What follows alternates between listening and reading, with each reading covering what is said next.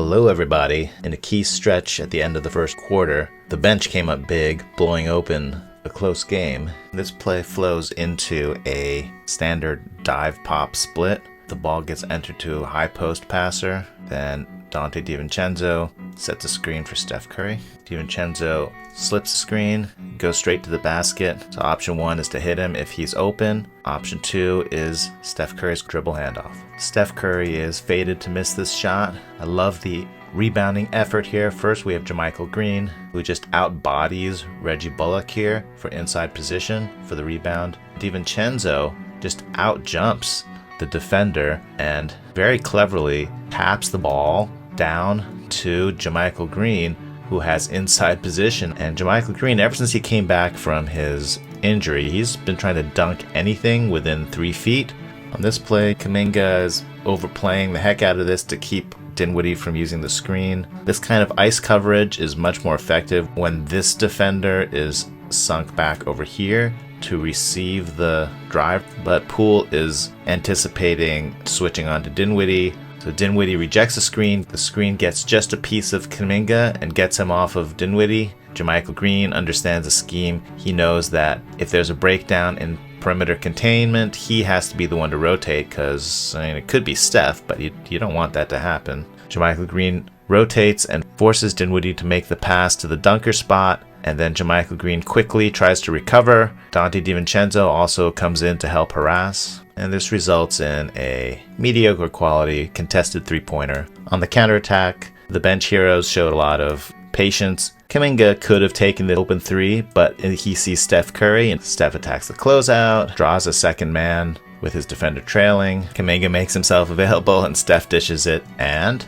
he could have taken a second contested three here, but instead he attacks and eats up the space. I think he's thinking about dunking on a fool, but third moment of patience, and instead sees that this man now has to guard Steph or JaMychal Green. No one ever got fired for following Steph Curry. Kuminga makes the good read to JaMychal Green. JaMychal Green could have taken this shot, but that would have been pretty contested. Pinson is right there, and he runs right at Steph and does a dribble handoff right into a screen. Steph's defender, of course, stays with Steph. Pinson decides, what the heck, let's try to trap Steph on the sideline. JaMychal Green slips to try to give Steph an outlet. Delicate little pass over the top. Two people are on Steph. This man rotates to cover JaMychal Green. Kuminga is trying to slice in here to get the pass and then complete the dunking on a fool process, which makes Josh Green pinch in to try to stop the dunking on a fool process. Good read by JaMychal Green. As much as his heart was set on the Kuminga mega dunk, Donte DiVincenzo has no man within 15 feet of him. In the quick counterattack, Dinwiddie gets matched up on JaMychal Green. JaMychal Green is trying hard on defense, but the best he can do with the smaller, quicker man is try to force the man to attack at this spot where help will rotate. JaMychal does not too bad a job of staying with him, and Kuminga, as expected, rotates. Donte DiVincenzo has FOMO here, and I don't really know why he's here. I think he's just too enthusiastic about helping here. If Dinwiddie could have taken this back, he would see that there are 3 shooters open on the weak side, but he goes for the layup, and Jonathan Kuminga has considered his application and rejected it. This leaves Dinwiddie in the stands. Kuminga could take this completely open three-pointer, but I like his decision making here. It's a 5-on-4. These guys are excellent three-point shooters, so they're just not going to help. So Kuminga can have a free drive to the basket here.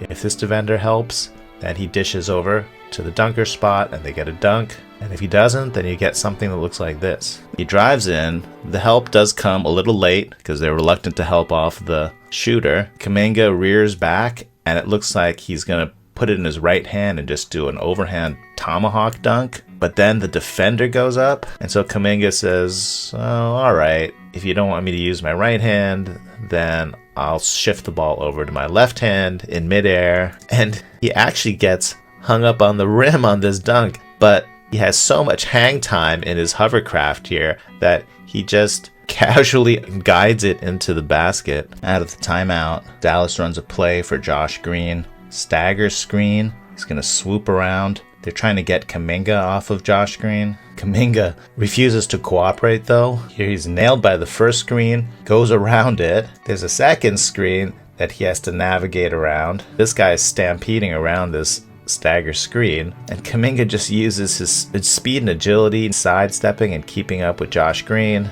until finally Green just gets stuck, and then he sort of vomits up this ball. Dallas completely resets. With the time running down on the shot clock, JaMychal Green voluntarily switches and does a credible job contesting this three. On this counterattack, Donte DiVincenzo passes it to a speeding Jordan Poole. Jordan Poole whips by Bullock. The help rotates. Poole goes for this high degree of difficulty floating bank shot. Again, I love the effort on the boards. JaMychal Green here is completely boxed out, but he says, "Get off me, man," and he sheds the box out and curls around just in time to go for this 50-50 ball. After he plays little volleyball, he manages to pull it in and get the Warriors a bonus layup.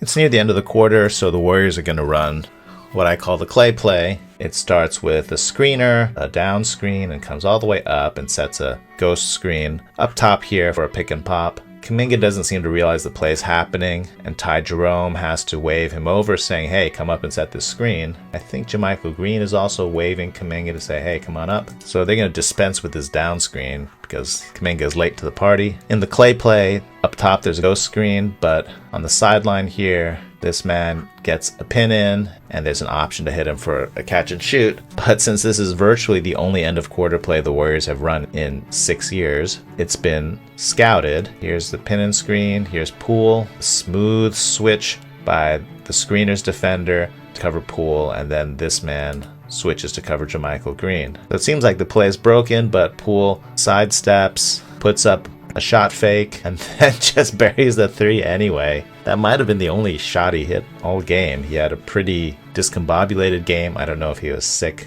It's a stagger screen, one screen, two screens, and a handoff. Josh Green will whip around here, and in theory that's going to force JaMychal Green to switch to cover him. But Kuminga over here is back to being a bulldog, and he refuses to be screened, and instead he just shoots the gap, and now he's covering Josh Green as desired. Jerome switches cleanly. Pinson just says, "All right, let's try something on the other side." And I don't know. These guys do not seem prepared at all to have the ball swing to the weak side. This guy is facing the corner. This guy kind of almost has a cartoon-like exclamation mark when this ball comes swinging his way. So he says, "All right, let's just flow this into a dribble handoff." But I don't know what happened there. The ball either slipped out of his hands or this guy didn't come up as fast as he wanted to. This ball ends up in the stands. The Warriors, for some reason, decide to run the clay play again. It is the end of the quarter, but you just ran it. And Jerome is trying to manage the timing of this. He puts out his hand saying, "Stop, stop, don't come up for the screen yet." He's like a little conductor here, stop. And so Kuminga's just here waiting to take this pin down and screen. And there we go, there's the signal. It looks like 11 seconds on the shot clock is the magic number. And another little flick of the hand saying, "All right, come on, come on." And then these guys get tangled up for some reason, and the play never goes off. Donte DiVincenzo is going to curl. He hits Donte on the curl. That forces JaMychal's defender. I don't know if he really did have to rotate, but Bullock does rotate, and JaMychal Green can see what's coming.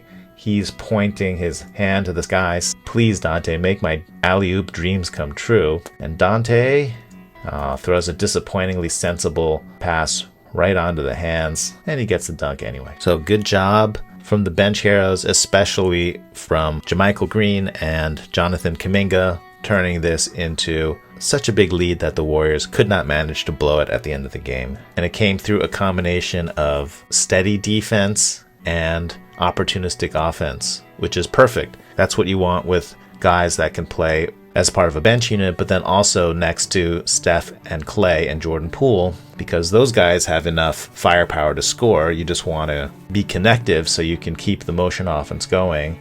And when the other guys generate advantages or the defense messes up, you go in and cash in. And let's wrap up with a celebration audit. In the foreground, we have Kuminga going in for the atomic dunk. Top prize definitely goes to Moses Moody, who's already starting to get up. Kuminga hasn't even entered the paint, but Moody knows that his classmate is about to do something special, and he is up in full eagle mode, arms outstretched. I like that little dip for artistic expression, and then sweeping up. We've got an extra kick for flair. Whoa, he gets up here. Does Moses Moody do yoga? That is one high quality high kick. The second timeline that had to come through on this celebration. Besides Moody, we've got James Wiseman coming up, and he's going to show off the bicep to show how strong a move that was from Kuminga. Excellent job, Wiseman. And Patrick Baldwin here, no, he's not doing a Shakespeare, alas poor Yorick, I knew him well. He is holding up his left hand to show that he recognized that Kuminga went up for the right-handed dunk and then switched to the left hand. So that is a subtle but excellent celebration. The bench has come a long way since the beginning of the year. Even though a lot of them are not getting the playing time they feel like they deserve, don't let that drag the team spirit down.